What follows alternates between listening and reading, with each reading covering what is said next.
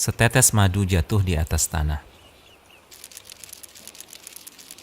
Konon, datanglah seekor semut kecil, perlahan-lahan dicicipinya madu tersebut.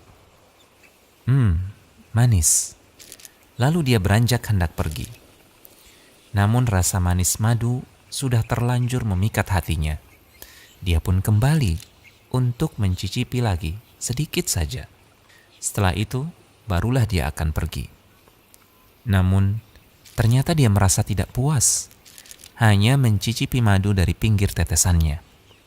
Dia berpikir, kenapa tidak sekalian saja masuk dan menceburkan diri agar bisa menikmati manisnya lagi dan lagi. Maka masuklah sang semut, tepat di tengah tetesan madu. Ternyata, badan mungilnya malah tenggelam penuh madu. Kakinya lengket dengan tanah. Dan tentu saja tak bisa bergerak. Malang nian nasibnya. Dia terus seperti itu hingga akhir hayatnya, mati dalam kubangan setetes madu. Demikianlah analogi sederhana tentang dunia dan pecinta dunia. Sebagaimana diperumpamakan dalam sebuah pepatah Arab, tidaklah kenikmatan dunia berarti apa-apa, melainkan bagai setetes besar madu. Maka siapa yang hanya mencicipinya sedikit, ia akan selamat. Namun siapa yang menceburkan diri ke dalamnya, ia akan binasa.